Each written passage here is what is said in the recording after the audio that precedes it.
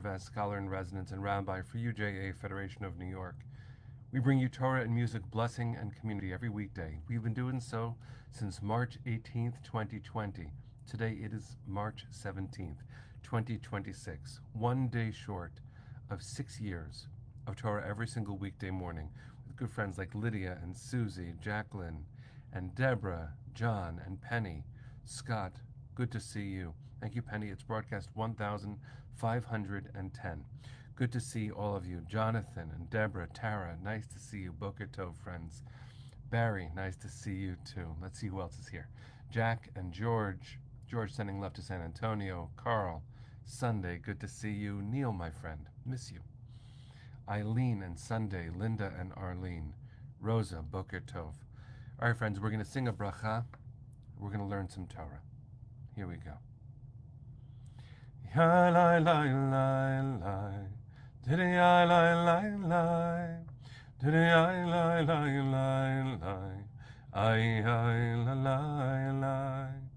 Baruch atah Adonai Eloheinu melech haolam asher kiddushanu b'mitzvotav v'tzivanu la'asok b'divrei Torah la'asok b'divrei Torah hafoch ba v'hafoch ba la'asok b'divrei Torah. Diddy I lai lai lai lai, diddy I lai lai lai, diddy I lai lai lai lai, ay la lai lai. Well, good morning, friends.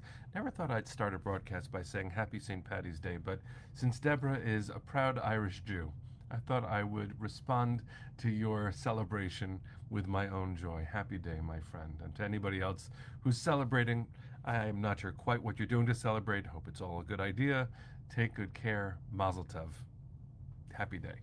Okay, let's actually talk about this Torah portion and in the context of our world, because that is a very important framework, especially these days, given that it is sleepless times for our family in Israel. The number of times that my phone blares its alarm to tell me to run for shelter, not because I'm in Israel, but because my heart is an astounding thing. And the physical reality of this for our beloved friends and family in Israel, some of whom have heard rocket strikes right outside their homes. Our hearts are in Israel with our sisters and brothers running for shelter often. Please God, this war should end, and it should be a more peaceful time for them and for people all over the world. This is a complicated time in world history, and it is crucial for us to keep our hearts aligned and attuned. So let's do that. Let's dedicate our Torah to the welfare and safety of our sisters and brothers in Israel right now. So Parshat Vayikra, the Torah portion that we're reading this week, is the beginning of the book of Leviticus. We've spoken about this, for 6 years, but also this week. We spoke about it yesterday. Part of what makes the book so complicated is how bloody it is. It is literally full of blood and guts and gore when it comes to animal sacrifice. And that's one of the reasons that modern readers of the book of Leviticus find it dense and sometimes difficult. After all, for Jewish traditional worship, what we now call prayer, that's the way we used to do it. And for many, including Maimonides, we began with animal sacrifice because that's what the world around us knew. But it wasn't the ultimate goal. It was our goal to eventually come to a place of direct mental and spiritual communion with God. That's what Maimonides believes. So it was a stepping stone for our development. The world around us worshipped the gods through sacrifices. And we took a step forward. We were led by God to take a step forward. And instead of offering animals to gods, we offered animals to God. But that wasn't the ultimate goal. Of course, with the destruction of the temple in Jerusalem, animal sacrifice ceased.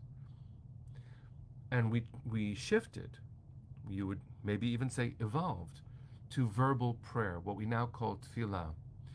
And the ancient rabbis called tefillah, verbal prayer, avodah shebalev, the worship, and avodah means sacrifice actually, so the sacrificial worship from within the heart. Which is another way of saying what Rabbi Abraham Joshua Heschel believed, which is that prayer, if it is to be taken seriously, must be subversive. It must be about somehow learning what sacrifice means through life. Prayer must be about things changing. They're not supposed to remain the same. But what is it about the book of Leviticus that we can learn when it comes to our own daily lives? Clearly, we're not anxious, not as a mainstream Jewish world, to return to animal sacrifice. Even mystics like Rav Kook, who identified in the Orthodox world, though that word probably would have seemed trite to him, believed that when sacrifices would be restored, because he did hope for the rebuilding of a third temple, when sacrifices would be restored, it would be only the grain sacrifices, which are also itemized in this book. Vayikra centers on the korbanot, on the sacrifices, and on the ways in which a priest or a Levite must conduct themselves. There are breaks for narrative, but this book is very much about sacrifice. So on the meta level, let me simply ask the question of you, which is, what are we willing to sacrifice in order for our prayers to be answered? It's not a question we get asked very often, but it is a very important one. What is it that we're willing to sacrifice in order for our prayers to be answered? Because prayers, if they matter, are meant to be subversive. What should it cost for our prayers to be answered? If we are praying for the safety and the welfare of our family and friends in Israel, what are we willing to do and sacrifice in order for that prayer to be answered? These are real questions. When we offered animal sacrifices in the ancient world, though we don't wish to return, that we can learn from that, one of the parts of the sacrifice was that we had to lay our hands on the animal. Now, I'm not suggesting that we should wish to do precisely that, but when in the ancient world we offered animal sacrifices, korbanot, that this book is so centered on, we felt it with our hands. We touched our prayers. We felt the intensity and the lifeblood, the pulse of our own offerings. Now, again, I'm not suggesting that we return to animal sacrifice, but I am suggesting that the visceral act of offering our prayers in that way is something that is harder to achieve when we use words. It's one of the reasons that many people, when they daven, and daven might be a different facet of prayer than the word worship. When you daven, or when you engage in tefillah, because for Sephardic and Mizrahi Jews, daven is not their word, that's a Yiddish word. We move our bodies, we shuckle, we turn. Perhaps that's because we wish to feel the intensity of verbal prayer in a more physical way, to feel our bodies move toward the goals of our prayers. And so I invite you, friends, to suspend your disbelief and maybe to put aside our hesitancy often when we face the book of Leviticus.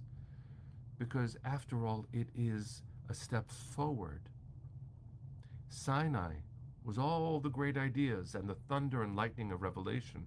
But now the question is, in this sphere, on this plane, how do we connect? How do we build that world that Exodus presumes or covenants us into doing? Well, there must be physical actions that we take that embody those great divine ideas. Another way of saying this is, how do we instantiate revelation? We must offer something real. Our prayers must be physically embodied. And so whatever it is that you believe you are praying toward, and I don't mean God necessarily, I mean towards the vision of the world that you might believe is God's vision for the world, or it might be the facet of the world that you see is broken and you want to be different for the sakes of others, to be literally of service, avodah. When I say, what are you willing to sacrifice, I don't mean give up your own welfare. I mean, if it is worthy of your attention, how will you move your body toward addressing it? Sometimes that means giving of self. It's the work that UJA does in the world in countless ways. But we also make sure, especially in our leadership levels, we speak about this often, that we touch the work. Well, touch the work means place your hands on the avodah.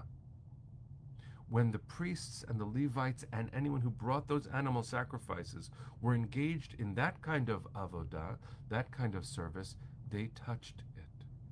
Karen is suggesting that when she donates blood, that is part of that work. It is. It is. So I invite you, friends, today to think about the part of the world that you know needs fixing, and to decide how, with your body, you're going to orient yourself toward addressing that. It's not that the need will suddenly be answered, but our prayers will gain in relevance.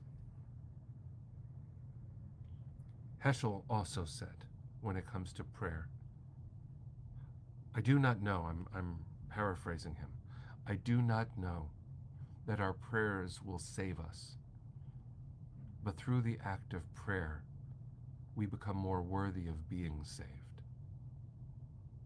Let's think about this. Let's send our hearts to the east, friends. Let's sing. Kol hod balevav panima nefesh Yehudi homia ulefatei mizrach kadima ayin letzion Sophia od lo avda tikvateinu hatikva bat shnot alpayim liot am chofshi be'artzeinu Eretz Zion v'Yerushalayim liot am chofshi be'artzeinu Eretz Zion v'Yerushalayim. Am Yisrael Chai. See you tomorrow for our 6-year anniversary, friends. Take good care.